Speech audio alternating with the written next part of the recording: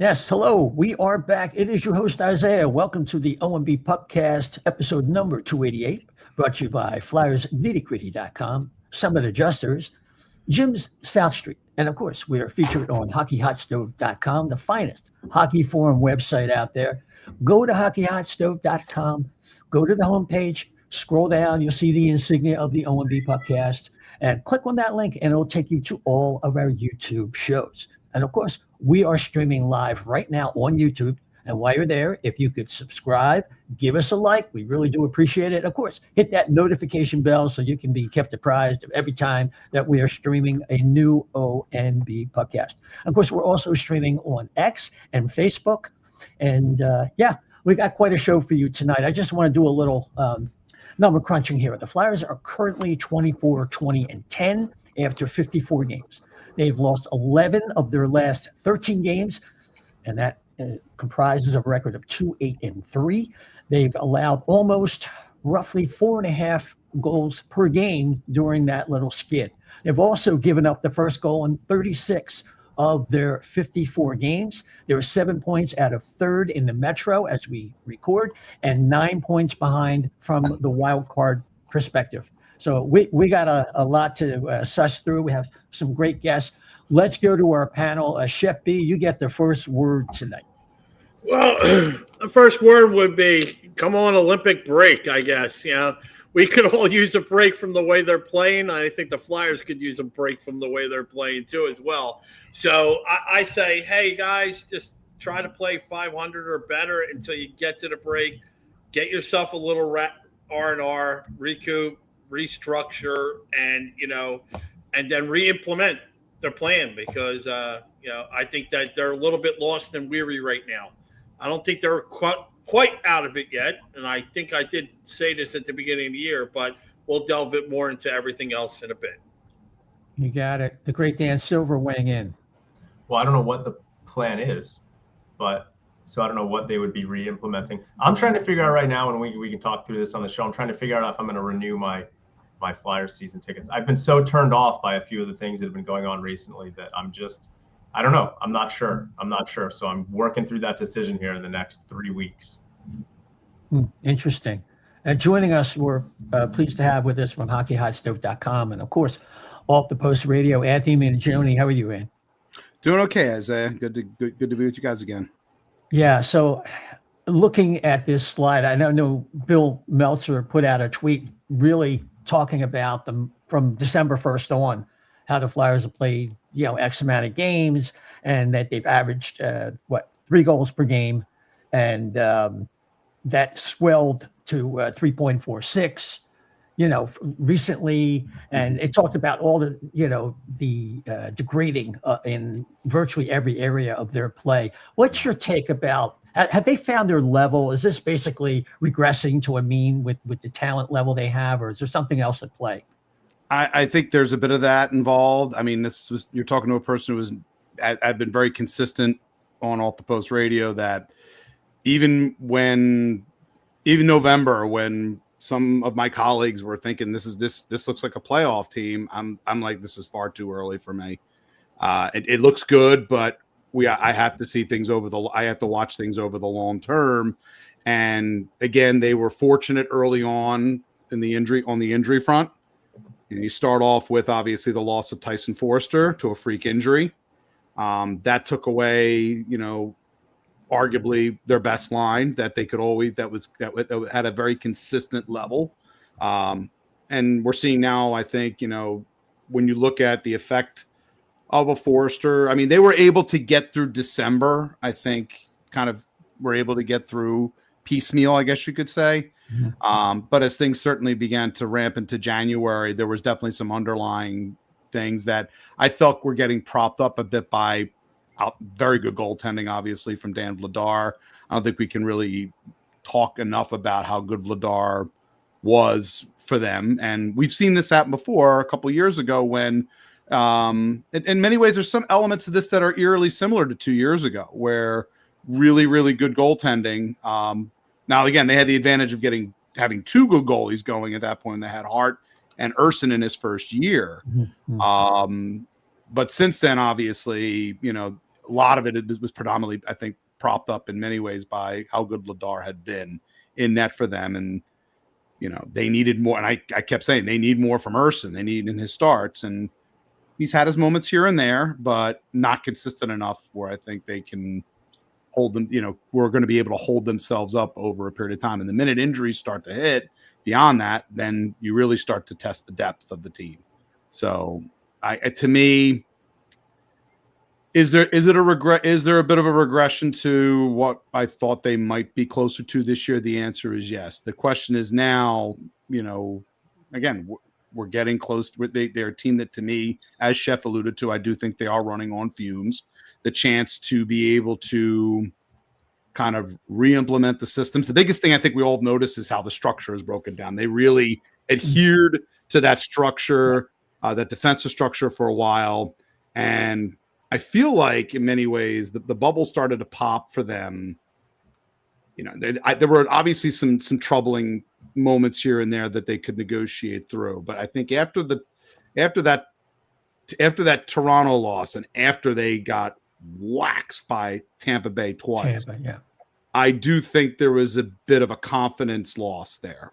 I think they realized they're up against one of the better teams in the league, and they really didn't have much. They didn't have much of an answer. When they had a second chance at them, again, not nowhere near. And I think it can be very sobering for a team, especially with some of the younger players on the roster, but maybe also for some of the veterans too, that are hoping maybe there's a chance that they could be better than they think than they might be.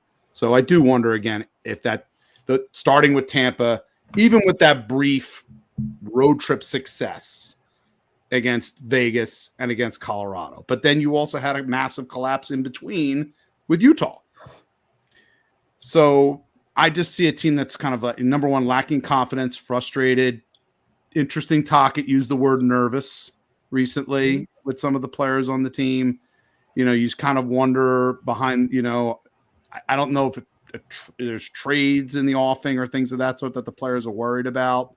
A lot of different things that have just kind of snowballed on them at this point.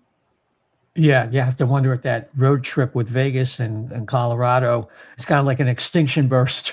We'll have to see. Chef, what you got? So my question through this whole process would be, and you kind of touched on it a little bit. Is it the structure? Is it the age of a lot of these younger players and let's face it, they up until this point, like when they were in the thick of it, it kind of felt like playoff hockey. And, a little bit on some of these games, especially with division rivals before they started to take the turn. And I was wondering, and in fact, we're all wondering, and I think Jason Martinez even talked about it on his show, you want to get these young kids some playoff experience, even if they get bounced in the first round. Now, my question is was it the structure? Is it inexperience? Are we worried about them just being tired and all that, or is it a combination of everything all at once with injuries? You're hitting on. I think in many ways we're grasping at everybody's trying to grasp for the reason, and I think it's in many cases, and I don't want to oversimplify, but it can be a combination of a lot of many different things in this case.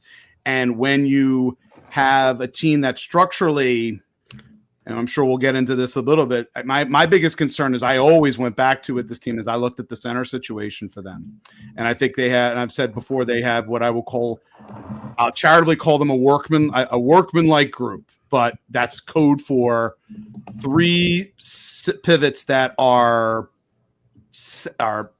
maybe one of them can do second line minutes, but the rest of them are pretty much on a really, really, really, really good hockey team wouldn't be playing higher than probably third line. And that includes Christian Dvorak, who, again, I don't have necessarily an issue with him resigning, except for the term, obviously. I was obviously taken aback by the term, but who wasn't when that term was announced?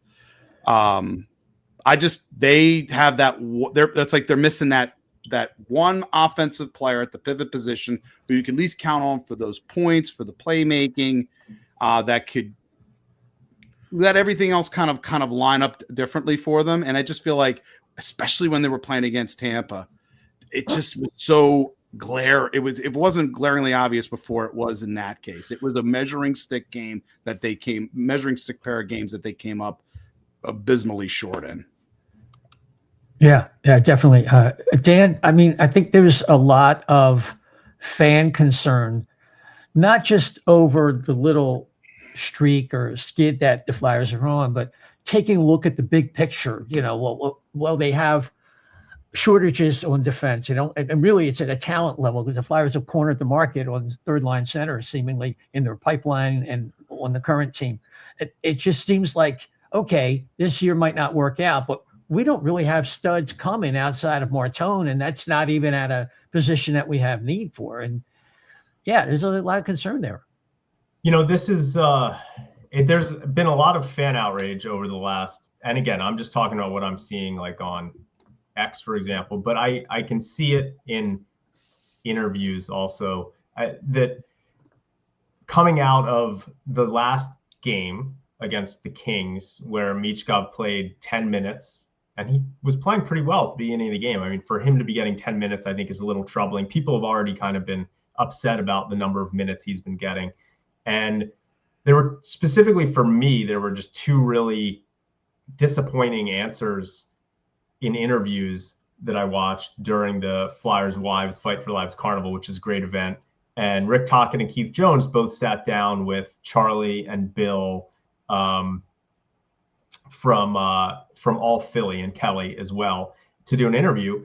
And the first one, which was from Bill, was asking to Rick Tocchet, what would you say to fans who think like me, like not me, but Bill was saying like himself, that Michkov should be getting more than the ice time he's getting each night?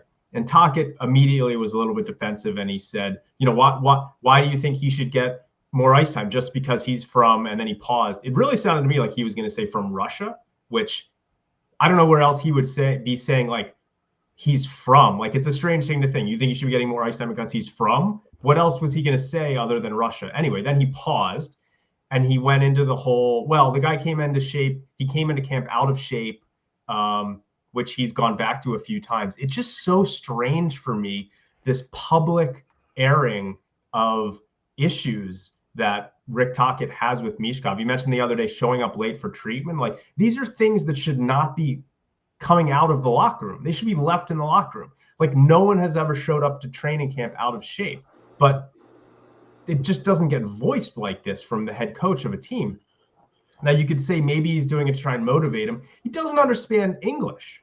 Like, it doesn't also seem to me like it's the best way if he's trying to do like a motivational tactic. So I have some real concerns, especially given Rick Tocchet's history with skilled guys like with Elias Pettersson, what his actual thoughts are about Michkov, how it's going to play out moving forward. It's very concerning for me, especially since this organization from day one with Michkov has kind of portrayed him as the savior. And maybe that's their fault. Maybe Keith Jones and Danny Briere shouldn't have shown up at the airport and carried his hockey sticks for him and maybe made it seem like this is the guy who's going to save our franchise. But that's problem number one for me. And I've talked on this show about how I'm not sure how good of a head coach Rick Tocchet is. I'm sort of leaning towards thinking he's not a very good head coach.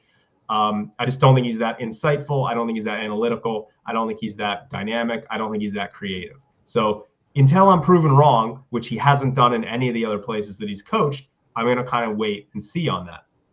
The other thing that really kind of made me realize maybe they really don't have a plan is when they asked Keith Jones if he was disappointed at the lack of UFAs that were going to be available this coming off season, which is the off season that they talked about being the big one to spend a lot of money.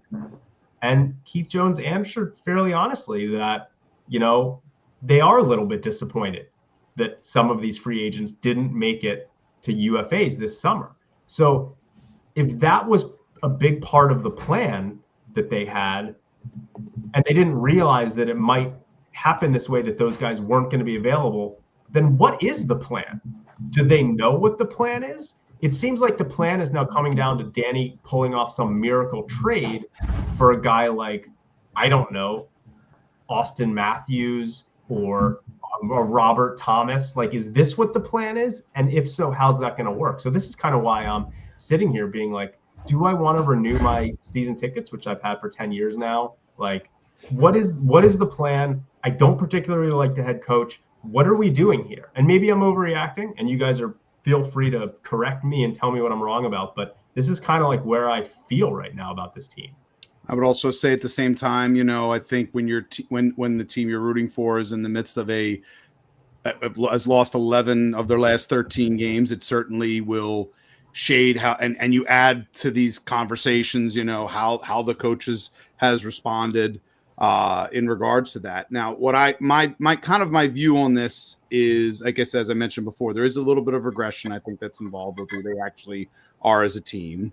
And I do believe in this circumstance, at least with Keith Jones, the one thing that he did mention was the fact that the key part there was and it sounds like they've discussed this with some other teams as well, is the fact that the cap going up was something that teams were not anticipating, that this was a surprise for a lot of the management teams, not just them, but other teams as well, who were counting on 2026 and things being squeezed in that direction. So what happens is that ends up being your plan.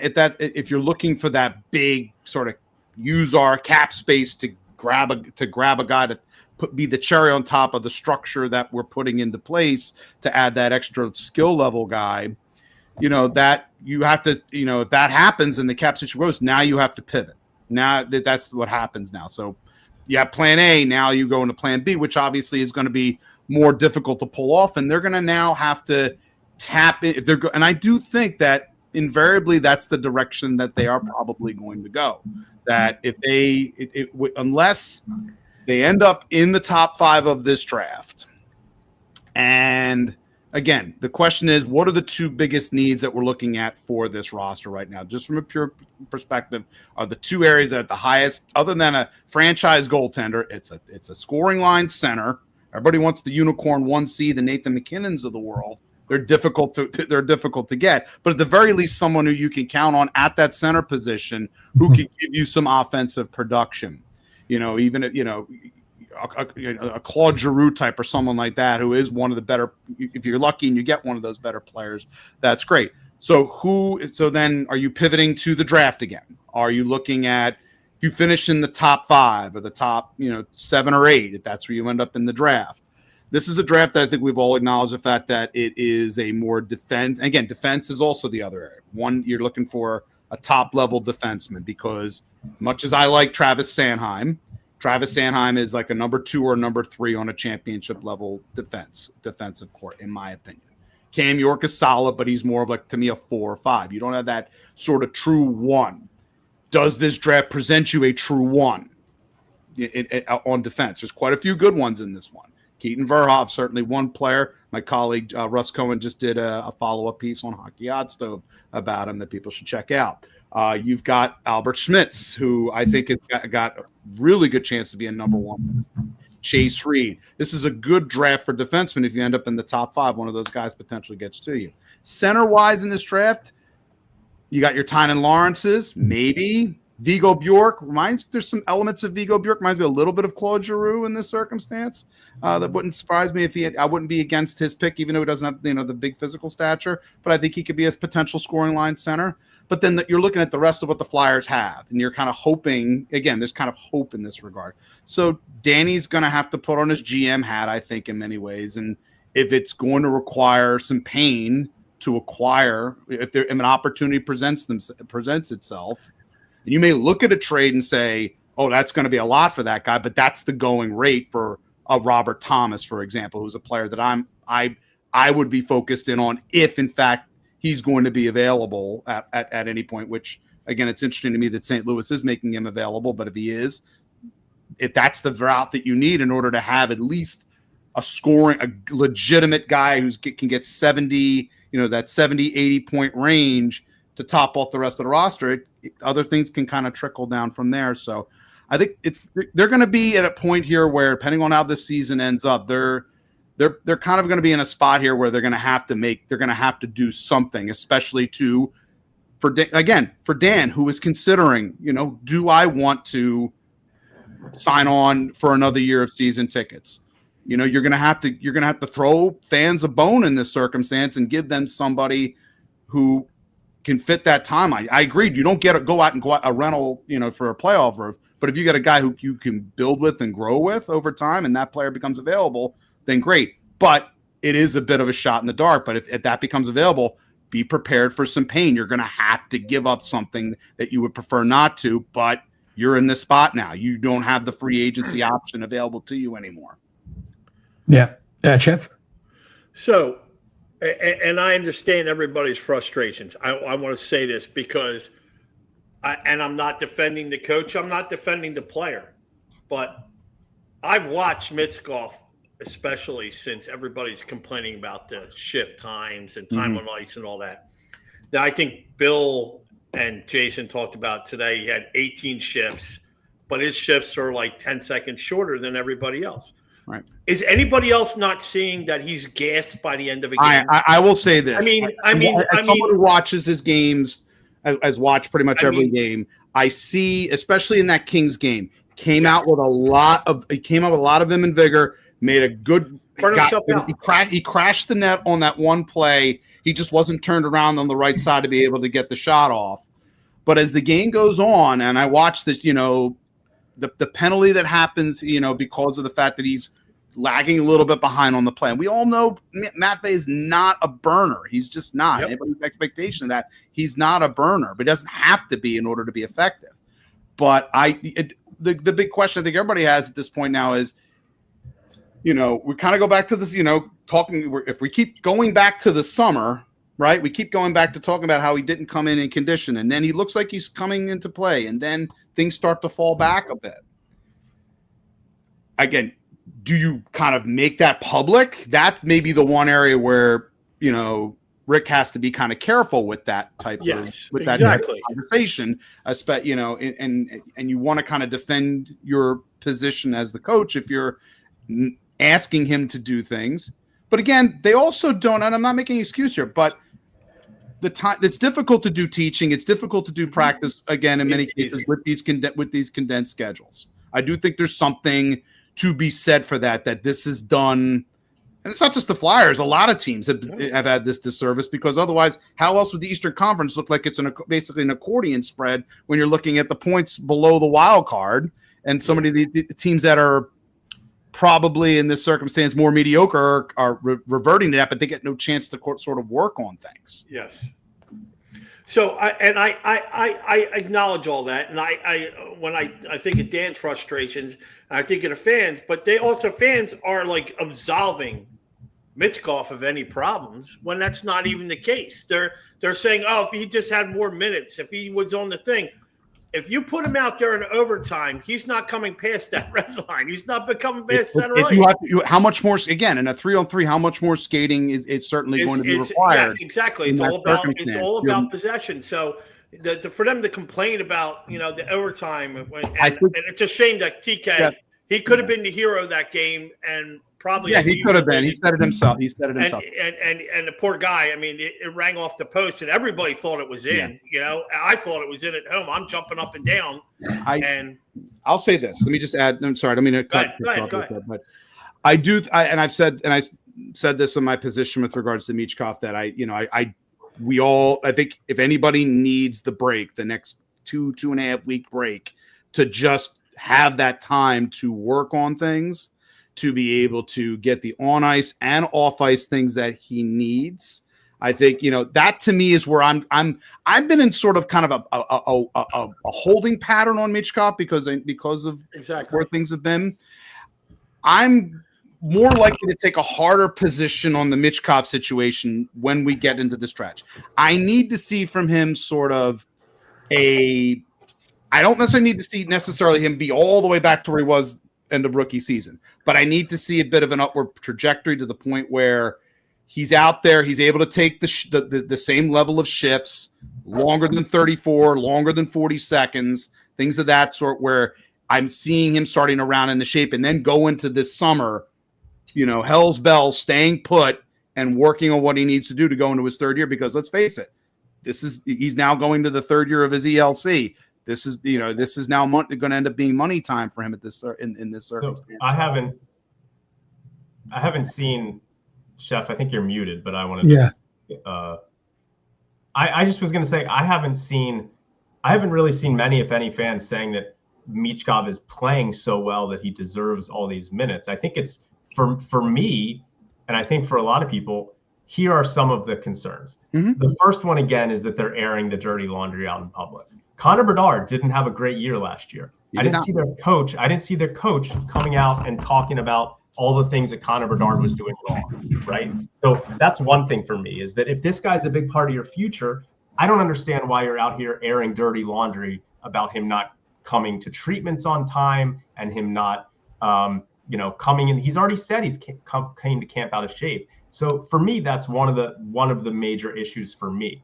Another of the issues is that I don't think he should be playing left wing. He's played right wing his entire life. Like, you're not putting him in the best position to succeed if you're just sticking him out there on the left wing, because that's the style of play that you want him to play. He's clearly much more comfortable on the right wing. So that's something that for me doesn't make a whole lot of sense, and a way that you're really not putting the guy in the position to succeed. Number 3 is you've had the worst power play in the league 4 years running. Why would you not get this guy out there on your top power play unit? Yes, I agree with you. So to me, I think he needs to be on the top power play unit. I think that you should have him on the right wing, and I don't think you should be airing dirty laundry about him in public. So for me, those are the main things. I'm not here saying that the guy deserves to be playing more because of the way he's playing. Hopefully he will go out, have a huge off season, and come in gangbusters next year. It's more to me about my concerns that there are sort of some issues that Rick Tocchet has with him for whatever reason that almost border on the level of being personal. The same thing he sort of did with Elias Pettersson. So these are some of the concerns that I have. I get that. And what I was saying when my mic was stupidly muted was that it's not just Michkov that's gassed at the end of the game, right, Ant? There's 3 or 4 other players. Oh, of course, yeah. There's that are all gassed at the end of the game. And but that depending on their usage too. Again, if you have exactly, and I was you've got to double if you got to account for the fact that he's coming off the ice and you've got other players coming onto the ice in many circumstances, you're gonna have to stretch your lines out a bit more differently, and that takes away a little bit from cohesion. Mm-hmm. The power play thing, I always kind of look at and say, I know they've experimented with him being on the top power play this year, but I do know it's seen as a power. If you're on the power play, especially top power play unit, is seen as a reward in many ways for good play in most circumstances where you're building up.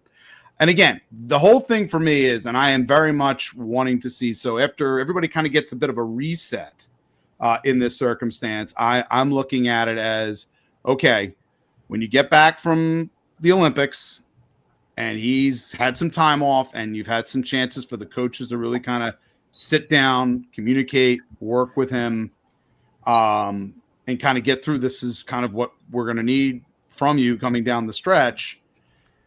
I don't know if I'm necessarily hung up on the right wing, left wing thing. I think he's eventually going to end up back up on the right wing. I think they're looking at this primarily not from the offensive perspective, but also from there is some level of a teaching aspect here of him playing, and becoming a more well-rounded player. Is he ever going to be a Selke Trophy winner? No, of course not. That's not who he's going to be.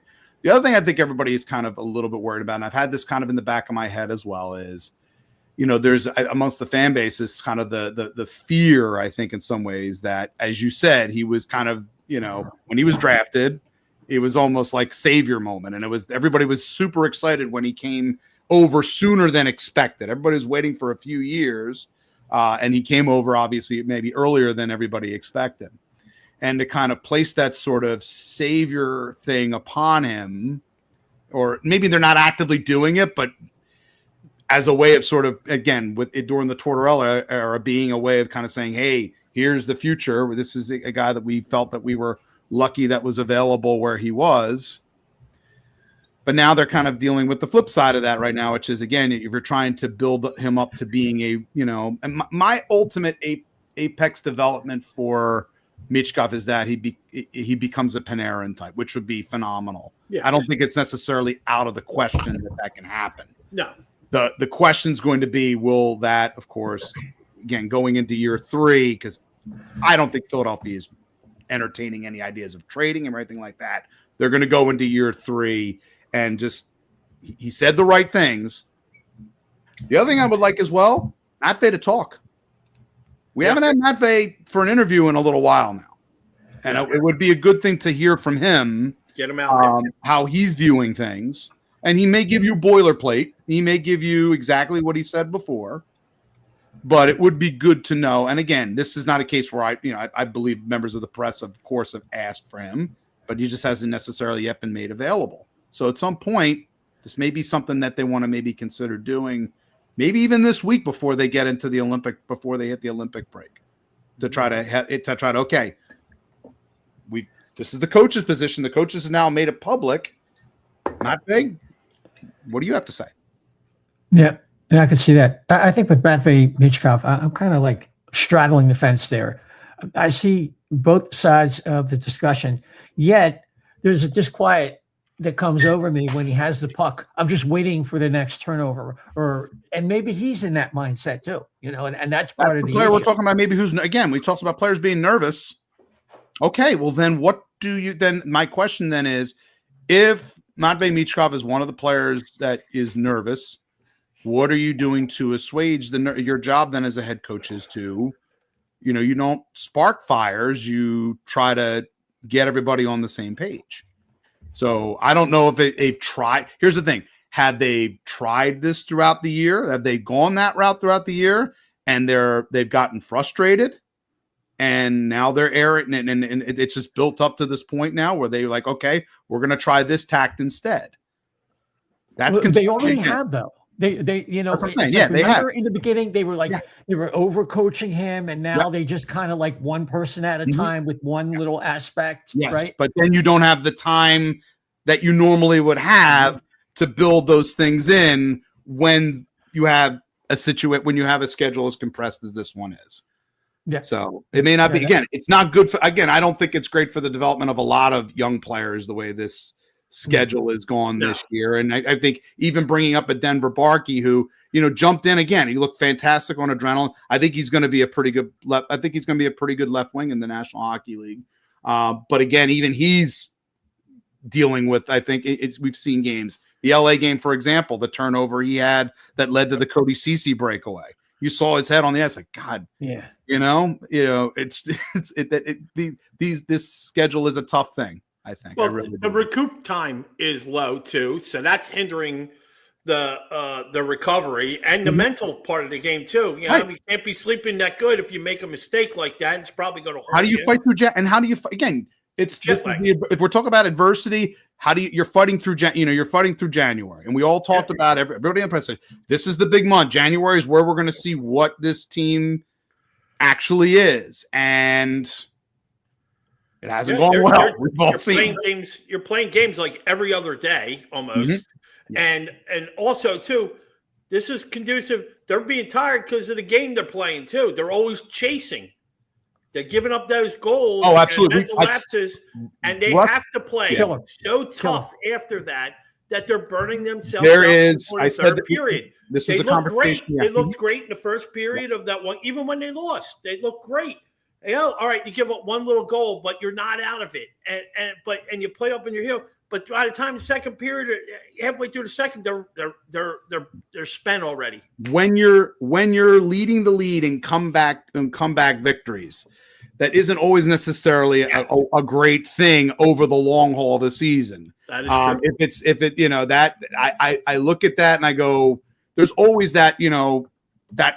There's a toll that's paid throughout a long NHL season. There just is. And that was always a concern of mine in October and November as those OT. I said, God, I mean, these OT games keep piling up. And that's true for a lot of NHL teams. Mm-hmm. But Philly just seemed to be dealing with a lot of those games and having to effort to come from behind 1 goal, 2 goal, 3 goal every single game.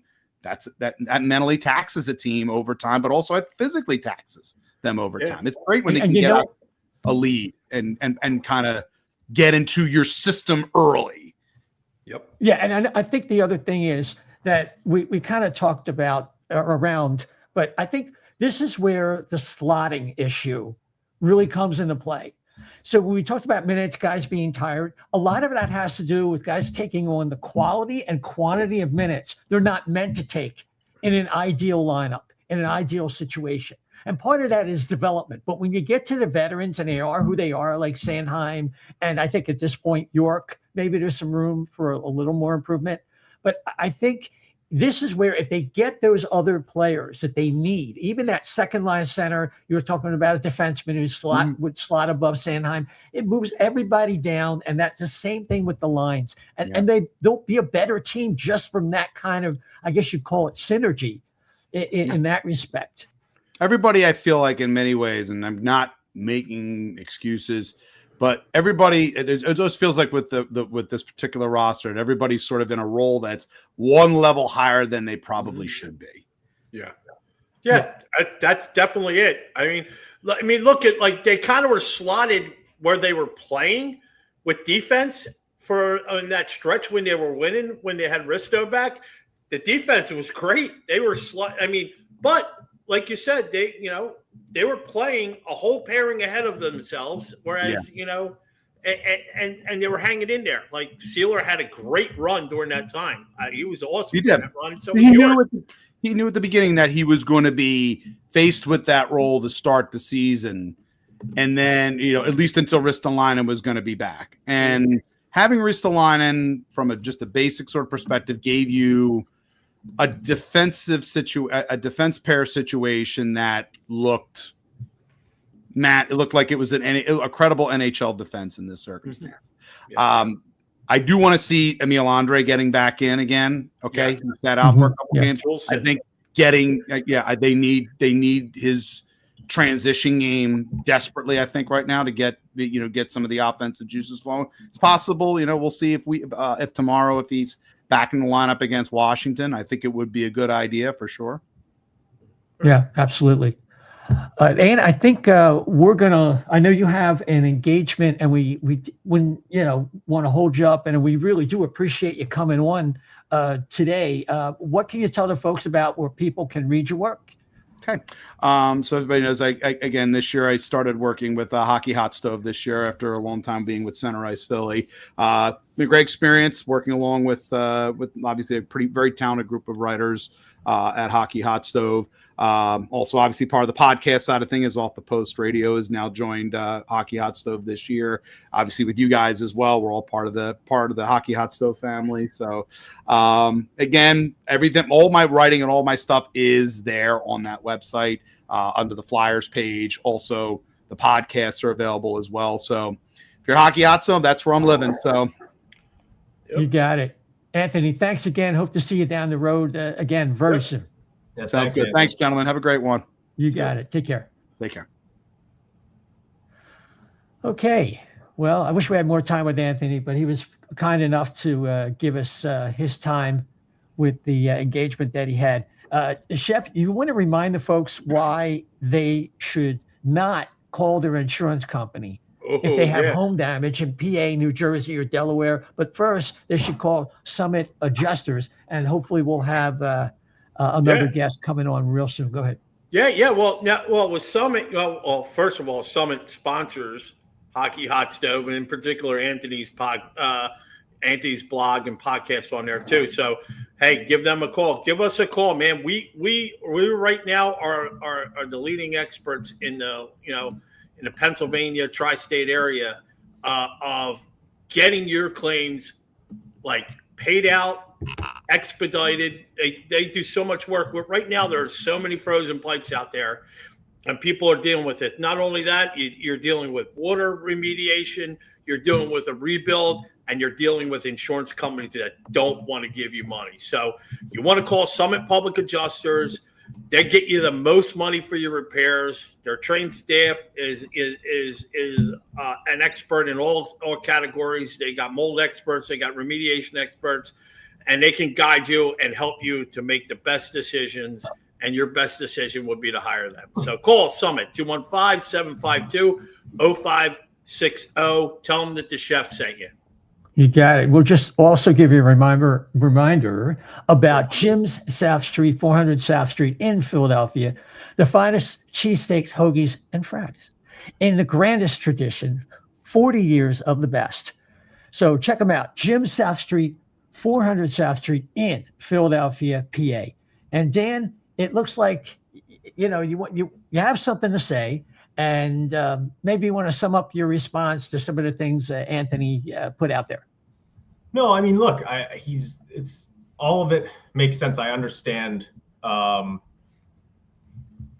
He made a good point about the team being taxed, chasing from behind. So for me, really, I'm just kind of talking more about the big picture stuff, right? Mm-hmm. Like if I'm just trying to figure out, because he said, oh, well, they've lost 11-13 and, that's kind of the fan reaction, but it's different for me because, we've been told that there's a plan in place and, we've been told that Michkov is a big part of that plan. And over the weekend, again, we find out that, first of all, that they're disappointed that there aren't the UFAs available they thought. So I'm guessing that was part of the plan, was using money to sign these UFAs, right? So that was part of the big plan that they had, and that is no longer an option. And then Michkov clearly was part of the plan. And I just don't have confidence anymore that this head coach really closes his eyes and envisions Michkov being like a huge part of this plan and feels positive about the player. So you throw these two things in there where I don't really know if they even believe in their plan anymore. And two, one of the big players in the plan has sort of had this season where I'm fine with him having a season like this. I'm not fine with the head coach like this. So these are kind of like my concerns from like an overall basis, and have me trying to figure out if I want to keep, spending thousands of dollars a year on season tickets. Can I say one thing to that? I agree with Dan that I would be a worrying point, and not knowing if there really is a plan. But I will say this, and maybe Anthony, who just joined us, can better answer that question. When they were making their moves, Dan, we never knew about them. So, like, there was no hint, there was no whispers. Even, the great Anthony DiMarco here wasn't getting any inclinings of what trades were up and coming. So it could be possible that there's a play. Remember, they kept talking about players in the draft that, we like him, and they went for somebody else. It was like a throw off. So, but I'm not talking about trades. I'm talking about. I'm pretty sure that part of the plan was the UFA process. Yes. And I'm pretty sure that they weren't expecting these guys not to be available. So, Sure, but there might be a plan, but it's not like I don't think that part of the plan would be telling us what the plan is. And I'm not saying they do or they don't. I'm not defending them. But if I know if I have a strategy, I'm not telling somebody about it. You know what I mean? So maybe it's just I'm looking at it from like, I'm not defending them, but I'm looking at it from somebody who's been high enough up the food chain where you have to restock a whole restaurant or something along those lines. You don't necessarily tell the people you're getting rid of that you're getting rid of them. You know what I mean? Then you don't have anybody. So. Okay. All right. And with that, we're going to bring in from dailyfaceoff.com, Anthony DiMarco. How are you? Hey, what's going on, boys? Spirited conversation, that's all. Obviously jumping into a pretty intense conversation, but I think warranted on both sides.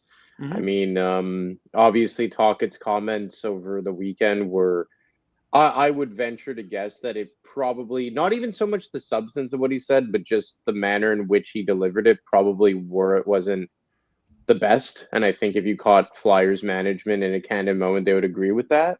But I mean, there's certainly justification on both sides, no matter which side of the aisle you fall on. Yeah, I think that the whole thing, when I saw the look on Keith Jones' face, when he had to answer that question about free agency and how they were caught, off guard, I'm like, I don't know. To me, they did really kind of play up. And we've had a lot of private conversations about, what a big offseason this was going to be. And now the way I look at it, and maybe you could tell me if I'm wrong, now the Flyers have to pivot to being one of those teams that are a high level player will have to waive a no move or no trade clause to go to. But problem is the Flyers haven't made enough progress. I mean, there may be a lot of desirable things about the Flyers, the travel. They let you, I mean, if you're a new player, the way they treat the players, and they're known as like a top level organization. A lot of ways that the players kind of understand maybe more than the fans. But you do have to be closer to winning, one would think, than where the Flyers are at to cash in on that. Now that the UFA option has basically dried up. Well, look, I mean, in the Eastern Conference specifically, just to give you an example, when I look at the West, I still feel like there's kind of like a hierarchy where you could look and you could be obviously the three teams in the Central Division, Vegas, Edmonton, and then the rest, In the East, it's everyone, then a bit of another blotch, and then the Rangers. And it's it's a very weird situation in the Eastern Conference where if we're talking about contending, I would agree with you. But when I came into this season to do my predictions for Daily Faceoff, I didn't know who to pick coming out of the East. And I honestly just picked Toronto because I have Vegas coming out of the West, and I thought the drama would be amazing with Mitch Marner and whatever. So I do agree with you, Isaiah, 100%. But yeah, they do have to go the trade route now. And I think now what it's forced them to do with the dried up free agency class is that they can't they're unable now to hoard all their assets. And they do have good assets. This isn't a team that has nothing, let's say the Toronto Maple Leafs or what have you, or even let's say the Ottawa Senators, who kind of exited that rebuild, but they don't really have any assets left to trade aside from Carter Yakimchuk, I think his name is. I get mixed up because my colleague is Tyler Yaremchuk, so I always mix up the names. So the Flyers have assets. I think what concerns me a little bit is that you're so gun shy to move off of them. Case in point, with Quinn Hughes, because when even now you hear okay, well Robert Thomas, he's available, but Doug Armstrong is driving a hard bargain. Well, let's take for example, if you're Doug Armstrong, what players are you looking at if you're sending Robert Thomas back to the Flyers? For me, it starts with three. It's Michkov, Forster, Martone to varying degrees. I think that the Flyers are at a point right now that you have to explore those types of moves. Even if it does risk blowing up in your face, because you kind of know what you have with this group, and it's not like there's anyone else coming to be that top six center or that top pairing defenseman. You have a bunch of good players, but yes, do I think that this team with a healthy Tyson Forster and Porter Martone next year is better? Yeah, of course, but you're still coming back with Dan Vladar as your starting goaltender. And save for an outside acquisition, the defense is probably the same. Maybe Bonk takes over for Ristolainen as an in-house heir apparent. But how much is Forster and Martone going to make you better? Maybe you become a playoff team, and I think that's where this season and the rest of the way this season they're going to have to look at this thing and be you know what, we know more or less what we have here. Now we have to make some risky moves because the pieces that we need and the major pieces that we need aren't going to come from in-house. Mm-hmm. Yeah. Chef? So what would it take to get in your opinion, one of those? Is it going to take if you look down at what they have for picks coming up, they got an extra first in 27. They got some stuff. They got some picks to work with, too. Is it going to take a combination of picks and prospects? Or do you think it's going to be a couple solid players, a couple of prospects, and picks? I mean, for a player like Thomas, I'm thinking that the price tag might be a little bit more reasonable. But then again, there's nothing really out there. And you've heard, murmurs of really how much is Matthews, how much really is Matthews going to stay there? So I'm sure he's going to hit the market too. If he does hit the market, should the Flyers wait and be all in for him? Well, I guess I'll start from the back and work my way in. Like Austin Matthews, like if that guy becomes available, like you just dump everything overboard to get him. The thing is like you can't really bank on that because Mike Johnson was talking about it on TSN, where it's like Toronto is in a bad situation, but you tank, and we should know this firsthand by covering this team and cheering for this team to varying levels of timetables. You tank to get elite talent. You don't tank to get the support pieces. Toronto has the elite talent. So, like, why is Toronto going to go belly up and, like, restart? Or would they be better off, let's say, trading, Nick Waugh and Oliver Ekman-Larsson and Dennis Hildeby and Scott Lawton and just reloading kind of like a la Boston on the fly type of thing? Like, that's what I think. So, for now, I'm not really going to talk about Matthews. As for Thomas, like St. Louis, I spoke to Doug Armstrong about 2.5 years ago when I was still at the fourth period. And he told me, like, we're just a team in the Midwest that, like, we can't really afford to go through, like, a full rebuild. And that was coming off of that season where they traded Ryan O'Reilly, they traded Noel Acciari, they had just moved off of Alex Pietrangelo and all that. And they were trying to look to shift things over to, like, that next group, like the Colton Parekos, the Robert Thomases, the Jordan Kyrous. They'd also moved on from Jaden Schwartz. That window kind of missed them, whether that be Kyrou not being a center or what have you, unhealthiness on the back end and whatever. But I don't think Doug Armstrong is obviously stepping aside. He's going to retain his role as president of Hockey Ops, but Alex Steen is coming in. So maybe Steen is going to have a different philosophy. But I don't think this is a scenario where they're going to trade Robert Thomas for Jet Luchenko, a first-round pick, and Oliver Bonk. I think this is a situation where they're just like, no, you know what? If we're going to turn it over to Jimmy Stuggerud and Dalibor Dvorsky and Jake Neighbors and that crop, I'm like, you know what? Like, I'm asking for, like, Tyson Forster and, like, Noah Cates.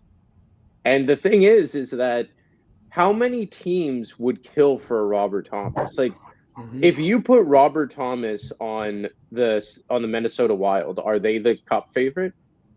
Yeah. I would say so. If you put Robert Thomas as the 2C on the Montreal Canadiens between Slavkovsky and Demidov, are they the favorite to come out of the Atlantic Division? It's possible. Maybe. And I think like that's just going to be the cost of doing business where, I even said that I would trade Porter Martone or Tyson Forster for Matty Beniers. Are both of those players, like, if Martone becomes Kachuk light, and Dan can speak to this more than me as a prospect guy, it's possible, very possible that he's a better player than Matty Beniers, but, like, are you better with a Kachuk light, or are you better with a legit top six center? So I think that, again, if we're focusing on Thomas, it's probably going to be a very, very uncomfortable price from an on-paper perspective, but one that it's like, do we just want to hoard all these wingers and not get that player when there is going to be a team that pays up, and that team very well may be Bill Guerin, because Bill Guerin has said when he wants, and that I feel like it's an American GM type of thing. Yeah. Because Bill Zito's like that too. The year in 2022, they paid stupid prices for Ben Schrott and Claude Giroux, like really stupid prices. And they looked foolish for doing it. And then on paper, they paid an exorbitant price for Matthew Tkachuk, a first-round pick, Hubert Weegar. But Zito went and got his players. Like, he went out and he gave Spencer Knight a first-round pick for Seth Jones. Bill Guerin said it publicly, and I heard it behind the scenes, that offer he made for Quinn Hughes was the first offer that he made. It wasn't a negotiation because he wanted the player. And I think that the Flyers need to get to a point where they say, like, you know what, like maybe in the grand scheme of things in pure value, we lose a trade, but we absolutely need this to do this if we have any hope of taking a step forward. Yeah. And the players you named, I don't think I can take that. I think that's a very reasonable, and you might have to throw maybe another pick or a prospect in there as well, I would guess, but I would make that trade in a heartbeat. Yeah, I mean, they had three major needs. When you think about it, some defensemen at a bare minimum, someone who could make a difference on their power play, if not the number one defenseman. A top six center, okay? Second line center at a minimum. And they need a backup goaltender. We can't, I think Sam Ursan and even Kolosov, and I heard you were talking about this earlier with Jason. I totally agree. At some point, you just got to move on. It's not going to work out. Do you think Flyers might be interested in Devin Levi from Buffalo? That might be a young player they might want to invest in. Well, it was told to me today that they're going to tackle that at the end of the season, but I think that they've recognized that like this Emerson experiment is over. And look, has it all been goaltending? No, but this skid, like this started like the second week of January, like this skid down the standing. Like they lost to Toronto, and then they got waxed back to back by the two Tampa games, and they haven't been the same since. They came up for air a couple times, so that was it. And look, their play, I think they got a bit better over the last game or two, but they have been leaky defensively, their power play, depth scoring, all that, but it all started with piss poor goaltending. That's what this stretch started with like the 0%, the zero save percentage game from Kolosov and like Urson, just like literally, like I'm not even, it's not hyperbole. He had a zero save percentage. And what's really funny is it's like two of those goals nobody could have saved, but the one, what is it? It was Zibanejad from just inside the blue line. No screen, nothing. I mean, your 15-year-old could stop that. I'm sorry. Go ahead. Yeah, Zibanejad had to assert himself that he had the better hair than Kolosov, so he had to rip it by him. But like, I think that there is like the goaltending, the poor goaltending when Vladar was injured for that stretch is what started this. And in a lot of ways, goaltending kind of sunk their season. And not to say like, oh, if they had like a quality backup, like it would be all sunshines and rainbows. But I think there's a realization like this can happen again. And it was very reminiscent of like when you have bad goaltending, it negatively impacts the team. So you speak of Devin Levi. I haven't heard that. I think maybe they want someone more proven. I brought up Dennis Hildeby a lot just because Toronto kind of put themselves in a corner with giving Anthony Stolarz a ridiculous contract extension that only kicks in next year. Joseph Wall is actually on a reasonable contract and who I like, but has battled injuries. And I believe Hildeby is on a one-way contract or not a one-way contract, but he's not waiver exempt next year. So he probably wouldn't pass through waivers. I think he's had a very good season in the NHL. He's back in the AHL now. He's a monster goaltender. That's a guy that I would look at. Maybe a Devin Levi. I think they need something more proven. I think Hildeby's proven as an NHL goaltender. And he's 24 years old. Right, he's theoretically like a goalie who could, he could be a goalie of the future, or he could kind of serve as that bridge with Vladar, who I don't even think is 30 yet, until you know what you have with a Bjarnason, a Zavragin, and to a lesser extent, a Kolosov. But all in all, Isaiah, I do think that there is kind of like an acceptance that the goaltending from a backup perspective needs to be addressed after the season. Yeah, I like Hildeby too. I think he's got a nice track record as a prospect. He had a nice track record, and I think as a bigger guy, he's sort of had some ups and downs. I mean, he's a guy who I think could develop into a really good starting goaltender at some point. It probably would take some time, but he would be a really nice backup for Vladar until we see if Bjarnason or Zavragin is kind of ready to come in. What do you think the price would be for a guy like that? It's weird because I don't know which direction Toronto's going. Like, I mean, I think, let's say they go on more of a retooling thing. If I'm Toronto, based on how little good goaltenders there are on the market right now, I would be trying to get my first round pick back from Scott Laughton. I don't know if that's like too high of a price, but I mean, He's a goaltender. I think he has 2 more years left on his contract at sub $1 million. He's 25 years old. Like I said, I think his save percentage is over 910 in a decent sample size this season. Like maybe it's something like it's a second round pick, but if he plays more than 25 games next year, it goes to like something like that. Or he's an RFA too after this contract is up. Yeah, so like I don't know, guys. Like, would you or you top 10 protect the pick, but like, would you give up like a first round pick outside of the top, let's say 10 to 12 for Hildeby? I think honestly that's something that would be best served for this team. I don't know where Toronto is going with it, like because if they obviously need a top 6 center or not a top 6 winger. So maybe they would be like, oh, like I'll take a Bobby Brink or a Plus or an Owen Tippett. But like, it's just hard to gauge where Toronto's at because no one really knows, like, are you going to retool? Are you going to try and add to this thing? And Hildeby's one of the few assets that they have that I think could actually get them a significant return.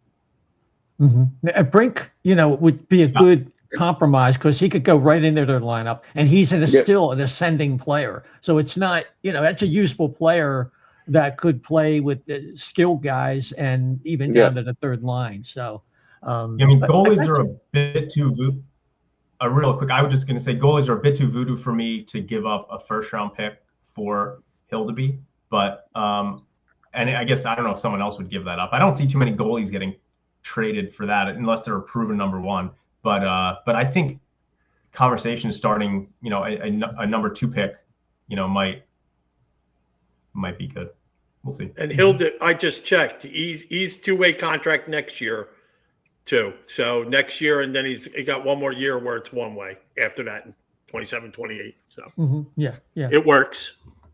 So we'll see. I mean, it's good to have some names we can kick around for backup goaltending because right now they have to make a change. I think we all agree on that. We got to talk about Brent Flahr because he's coming into focus right now because the Flyers lack depth. They lack centers. Brent Flahr has been at the helm, regardless of who the boss is. I mean, the buck has to stop somewhere with some of the picks.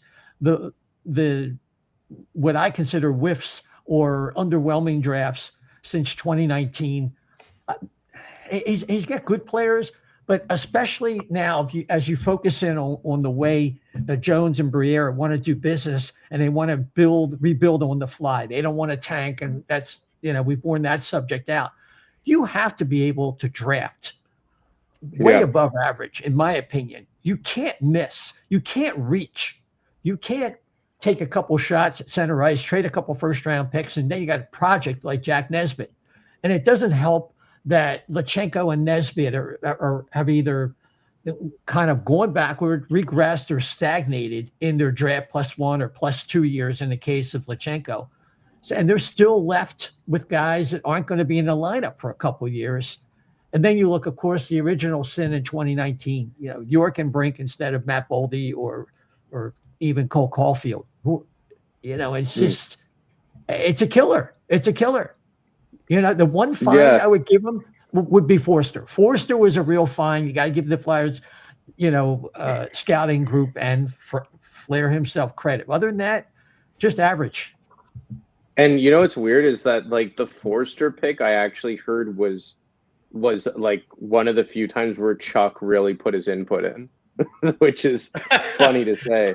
Like that was the one where like Chuck was like, no, like I really want this guy. And it's weird because even like the Gauthier pick, like they were juggling between him and Juracek, and that was by far the better pick. Like obviously what happened after is out of Brent Flahr's hands. But I mean, at the very least, you got a solid top 4 defenseman for Drysdale. So I mean, like the COVID years was a bit odd. You find Andre in the second round in 2020. You find Kolosov in the third round in 2021. Murchison's a 5th round pick. Who knows what he is? But once you get to like 2022, like, yes, you get Gauthier in round 1, but then that's where it kind of shifts for me. Where like, okay, all of a sudden you find Bump in round 5. And then 23, you find Zevragan and Barkey in round 3. Bjarnason, I mean, he's round 2 or whatever. And then in the Jet Luchenko year, you find Jack Berglund and in the second round and Heikki Ruohonen in the fourth, and it feels like somewhere along the way, and I don't know if this corresponds with Jones and Briere, it's like the first round picks became like Galaxy Brain picks, but their later round picks, you're slowly finding like Barkeys, Vragins, Bombs, Berglunds, and I'm like, imagine if you could have just hit on like, one of these, like, okay, Michkov was kind of like a slam dunk, but like the pick that they took Bonk with, like that was what, 22nd overall. Yeah. Like I don't know who went. It was Perot who went right after him, who is kind of Perot to the Rangers, I think. Yeah. Which is like somewhat, that doesn't really do anything for me, but like they just haven't been able to find like another hit in that first round. And then obviously the Jet Luchenko one is like, I think that is where everything really started to turn. And I don't know if you qualify that as like a Galaxy Brain pick. Like you have Hellenius playing in the NHL right now, but I think he's playing as a winger. And I don't know long term what that means for anyone, but like it's just one of those things where like you just are waiting for like that impact guy to come in beyond Matvei Michkov, and it just hasn't been there. And I just feel like you even look at a guy like Michael Hage, for instance, who went 21st overall, and you're just like, man, like would that have been like a better, like, and weren't they ranked around the same? Like I just feel like it's that Jet Luchenko pick, because the Porter Martone pick looks good. And by all accounts, like what they did in the second round with like Murtag and Vanzagi, it was good. But it just feels like that Jet Luchenko pick is becoming like the new era Nolan Patrick pick. I don't like, obviously not apples to apples, but it's like all the tentacles are starting to like stem from that pick of like the problems. And like, I don't know, like it's they haven't been able to hit on a first round pick of a guy who's really stepped in and been super, super impactful. I don't know if I'm articulating myself properly, but like that's how I kind of see it. Yeah, you are. Real quick, Isaiah, I know you want to get into some other stuff, but I mean the same thing with the Galaxy we're in this year. And hopefully we knew Nesbitt was going to take a while to develop. He's a bigger guy, but the early returns have certainly not looked all that great. And a guy that I really was interested in their range was Cole Reshny, who for me on the World Junior team looked like a lot more of a potential dynamic center than Nesbitt's going to be. So that's like a guy this year that I probably would have looked at and been like, hey, and I remember looking at his profile and saying, hey, this kid looks pretty interesting. And they just kind of traded up and took Nesbitt. They could have stayed where they were and took Reshny, I think. So. Yeah. Yeah, or like, would you have not like tried? And I know it's easier said than done to get into like the top 10, but like, could you have not tried to get like a bit higher to go like and get like a Roger McQueen type of thing? And like, I don't know how McQueen is doing. I know it had injury problems, but it just felt like Nesbitt was like another like Luchenko reach pick in like that early teen range that maybe wasn't the best one. And I'm no prospect guy, but that's the way I would agree. Yeah, no, you're right. I think Luchenko was a result of they tried to trade up to get Demidov, that didn't work out, and then they really wanted Sam Dickinson, that didn't work out, and then they're just like, all right, well, we sort of like this guy, and I don't know why they didn't take Bouillon, but So. Yeah, Bouillon he'd be running their power play right now. He's better than anybody they have in the organization. Or we could have traded him for Quinn Hughes. Yeah. Well, what are you going to do? So TK is frustrated. He just wants to play in the playoffs. Hasn't been in a playoff game at home in front of a crowd in like 2018. Yeah, I was talking about that with Jay today. Yeah, because he was in the bubble and all that. But yeah, and he just, I mean, does that compound to a point where like they'd have a conversation with him, like, you're talking about Robert Thomas or something like that, and like a big player the Flyers might be in. It's like, I mean, you just signed him to a contract. I mean, is he someone who might ask out at some point? Maybe not this offseason, but if they keep spinning their wheels. It's kind of weird, right? Because like he's kind of now taken that baton from like the Giroux and the Voraceks almost, where like, are you going to start getting bent out of shape around the younger players? And it was actually suggested to me by someone over the weekend, where it was like, obviously him and Sanheim are buddies, but like, would they agree to go to like the same place together? And like, I mean, from TK's standpoint, like, well, dude, why did you like lock and load yourself into, like, if you're this bent out of shape, like, why were you so like horned up to sign an 8-year extension a year out before, like, it was 1 year. He signed that extension, 1 year into the Briere Jones era when they narrowly missed the playoffs, which, I mean, it's like, dude, maybe just be like, hey, you know what? Like, we're going to just wait this out a little bit. And maybe last year he could have been flipped at the deadline. And I don't necessarily blame the Flyers for hanging on to him, but from TK's perspective, it's just like, well, dude, like, just like, why were you so like in a rush to lock yourself in? Now, I think that there would be a market for Travis Konechny. I would assume so. The one team that this person did suggest to me was Detroit for both of them. Sanheim would make a boatload of success for Detroit as like a long-term partner for Sandin Pelekka. And then your top pairing is Edvinsson and Sider. And then you're really cooking with gasoline if you're Detroit. I'm not really sure where TK would fit in there, but I mean, you're probably getting a Marco Kasper back in that kind of deal. So maybe you go like Raymond.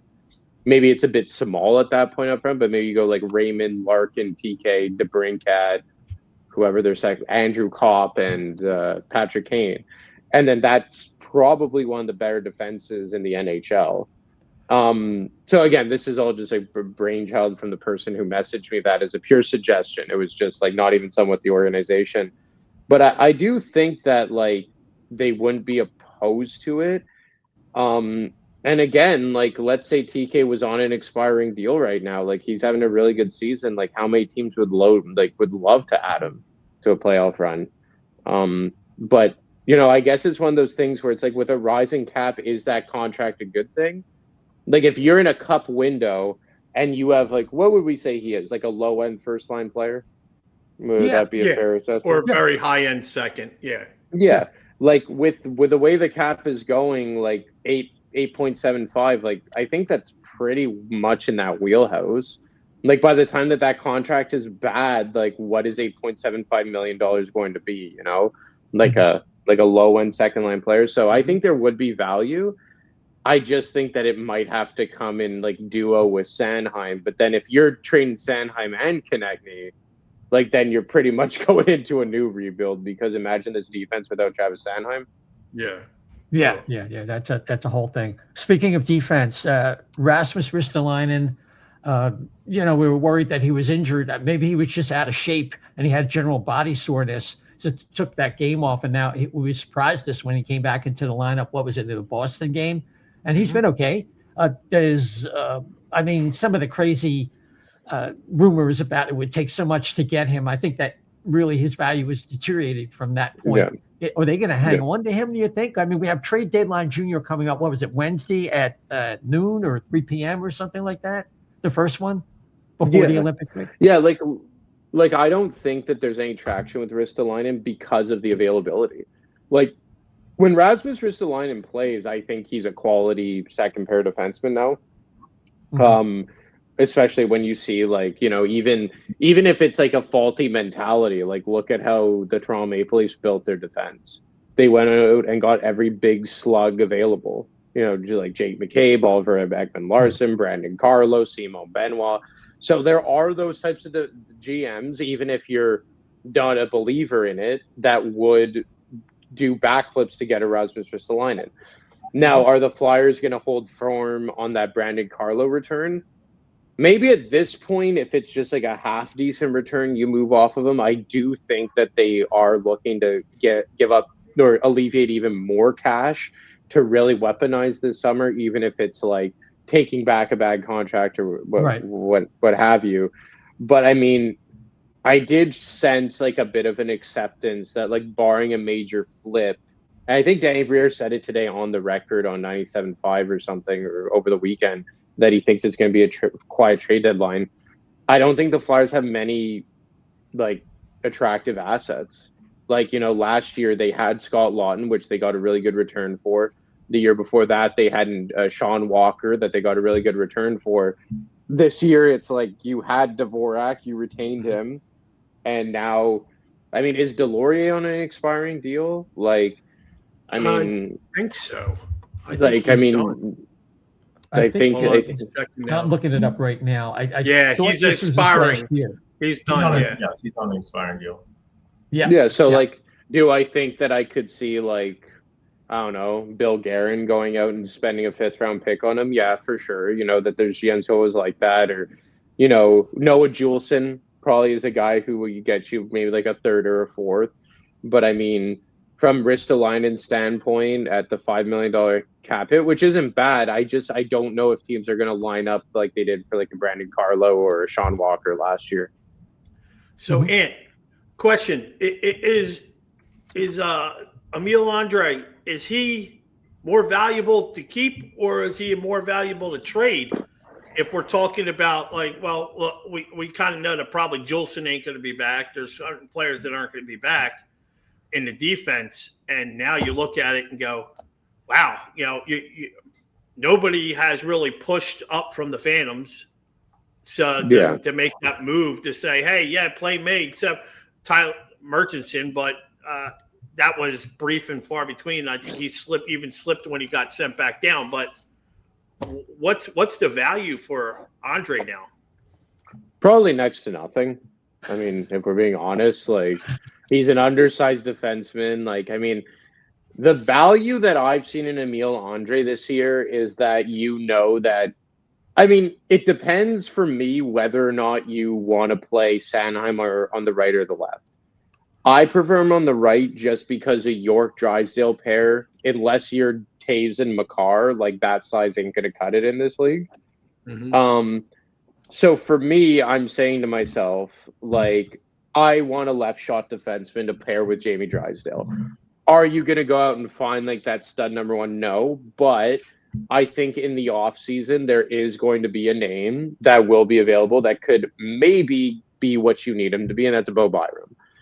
This summer, if I'm the Flyers, like, Bo Byram's the guy that you need to get, because he's someone who is reluctant to re-sign in Buffalo because he is buried on the depth chart to some degree with the long-term contracts to Darlene Power and to a lesser extent Matthias Samuelsson. And he wants to be a number one by all accounts. He's getting second power play time there. And if you're Buffalo, if you're re-signing Alex Tuck potentially to a $9+ million a year contract, and you have all these like quality players that will be needing new contracts sooner rather than later, whether that be like a Jack Quinn or a Zach Benson or what have you. I don't think that Byram's a guy that you want to commit $8+ million to. So, I mean, I think circling back to Andre and the other players that haven't been able to push through, all I've been able to kind of, from my own reading of the situation, is that like that is really a guy that I would target and I think would be the best option among realistic available players. Mm-hmm. You got it. Well, Ant, I appreciate you taking the time. It's always great to have these segments with you. Mm-hmm. Do you have anything for the folks for trade deadline, that the little mini trade deadline coming up on Wednesday, if I have that right? And anything, your next article is that coming out tomorrow? Yeah, it's going to come out tomorrow. It's going to be somewhat about what we spoke about. I'm going to touch on like the Michkov talk and stuff, my own opinion, what I've heard about it, whatnot, and kind of just reiterate like maybe their trade deadline plans. And I don't see anything coming imminently on a trade front unless a team. The thing is like, who wants to get out of a trade to acquire Carl Grundstrom or a Noah Juleson? Like, okay, we really got to get this guy. Like if they had Christian Dvorak on an expiring deal, that would be something that I could see a team being like, you know what, we really got to get out in front of this. Like, just to say, like, just, I don't know, like, you look at like the Vegas Golden Knights, like they have Mitch Marner playing down the middle right now. Like, imagine you put a Christian Dvorak as like a 2-3C in that mix to play with some highly skilled wingers. Like, that would have been a team. But aside from that, I can't really see anything coming imminently because I don't even think that they're going to address the goaltending in season. I think they're just going to ride it out as is. Gotcha. Well, Ant, hopefully we'll have you aboard on our next show. If not, certainly real soon. Thanks for joining us. Looking forward to it, guys. Take it easy. All right. You take care now. Right. So before we roll, gents, we have some Doubting Thomases here with our comments and our buddy, our new buddy, Heinrich 4956. Dan, maybe you want to take this one. Idiotic to trade teenagers. I don't know what revisionist nonsense is, but Martone for Thomas would be so stupid. I don't know if Martone for Beniers would be so stupid, though, because Beniers is like 23. But you weigh in on he's got one more. It's the squeaky wheel is getting the grease in this one. Make up your mind, Thomas, Byram. Well, guess what? They need a center and a defenseman. Why not both? Go for both. Well, let's go for both. I think Thomas might be a little rich for their blood. Dan, you're the valued prospect, younger player. How do you gauge the response from the viewers? I mean, look, I want this team to achieve their goal, their stated goal of being a perennial cup contender. Mm-hmm. And right now they've got too many wings and not enough centers and or top level defensemen. So like if there's a true number one center, and I don't know if Robert Thomas is that or not, he's pretty good. It's a point of game. Is that a number one? I'd say yes. He may be. I would think you would need to look at moving a guy like Martone. Like when I watch the World Juniors and I watch Martone, I see a player who's pretty good, but right now his foot speed is kind of holding him back from being at that level. I mean, I don't think the draft this past year anyone would say was like a better than average draft. And Martone, slipped to us at 5. Like I like Martone a lot. I don't think he's a Matthew Tkachuk. I think he needs to improve his skating. And he's to a certain degree being carried by his line mates at Michigan State. Like Charlie Strommel has been absolutely unbelievable this year. So I think his numbers are a little bit inflated at Michigan State. So if there was an opportunity to move him to get a surefire top 2 center, I think you really need to look at that strongly. So that I would look at that, because if you keep Martone, you keep all these guys, what is the path to getting that 1C, right? It's not going to be through UFA at this point. It's almost assuredly is going to have to be through a trade. And if you really want to get that kind of talent, especially at the center position, you're gonna have to trade for it and be willing to part with some assets that you don't want to part with. Yeah, and you don't win in this league without centers. The Flyers for years, I think people were spoiled, and I'm not sure how long some of our commenters have been watching the team. But I can tell you, watching them since '69, the Flyers always had great centers. I mean, we were spoiled, and then after the Carter Richards trades, they didn't put Braden Shen at center. They didn't think it was good enough. You had Giroux, who surprised them because he was a winger. People will remember he actually became a better center than a winger. And then Couturier. But after that, Patrick, after Couturier got hurt, it was useless. I'm not going to say useless, but he's not even what he was. But I think there's a chance that why for Heinrich, why not get 2? Like Bynum's going to be a free agent next year, so you focus on getting Thomas. Well, you can sign him. You can sign him July 1st, though. That's I know. That's what I mean. Yeah. Right. So I said, so my thing would be I would focus on Thomas, and what Ant said has a ring of truth. You could probably get him with a pick and Noah Cates and Tyson Forrester, and possibly somebody else. Anthony just said that like 10 minutes ago. So I wouldn't be surprised. I would go for that. If you're worried about trading the youngster, you definitely have other players that will be available to move. I mean, it's amazing how Tippett never gets brought up, and there's potential there, and somebody will pay for that potential if he goes to a team with more talent. So I think there's some pieces to be moved. Yeah.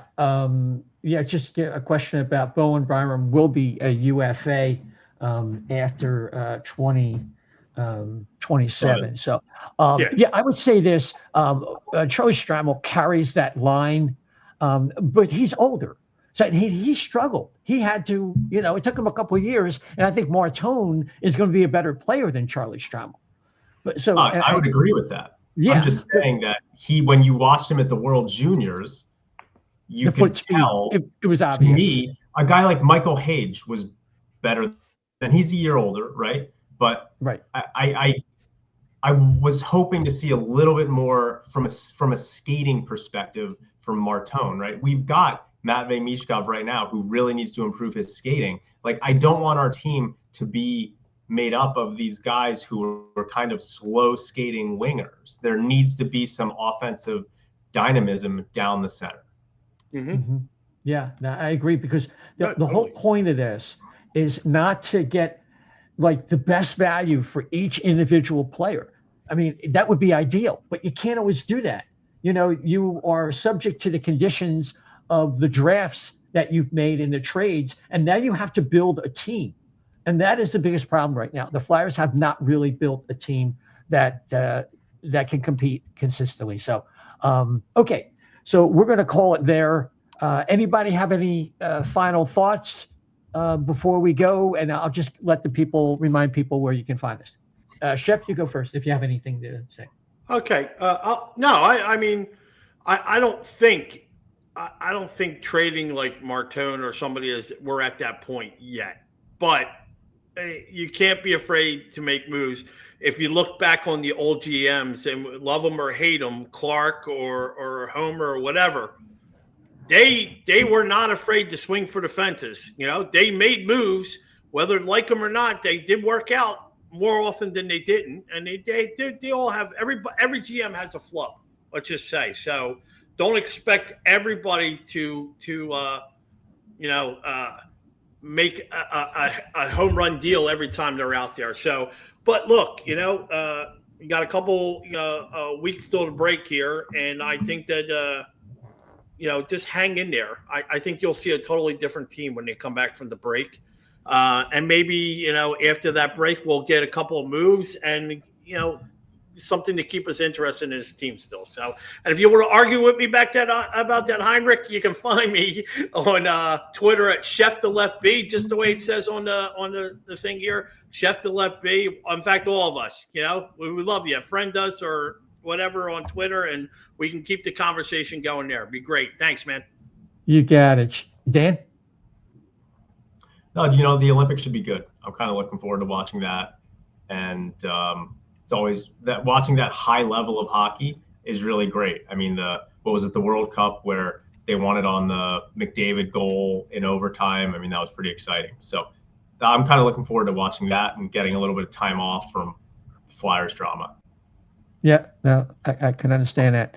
Just two final things, and then just remind people. I think right now, Owen Tippett is such a valuable player for the Flyers. If they do want to move him, it would probably be in the offseason, and he might be worth a lot more than people think. He is a better player this year. Their numbers might not reflect it, but he's more of a hockey player this year than just a guy who's looking for his goals. And I think people in the game can see that. And yes, I would buy out Coots as soon as it makes sense. I hope that that day comes sooner than we think is possible. But right now, they just can't afford to do it. Anyway, I'll leave it right there. You can follow the O&B Puckcast on X at O&B Puck, at O&B Puck. Also on Blue Sky. We're also on Getter at O&B Puckcast, at O&B Puckcast. Of course, you can find us on several podcast platforms: Apple, Spotify, iHeart, TuneIn, Amazon Audible. Of course, we're on YouTube, Facebook. Just type in O&B Puckcast and it'll pop right up for you. And if you could follow or subscribe, whatever applies to your platform, we really do appreciate it. It'll help move us up the charts when people are looking for a Philadelphia Flyer podcast. So I guess it's the evening. So that's all we have for you tonight. Until next time, everybody, take care.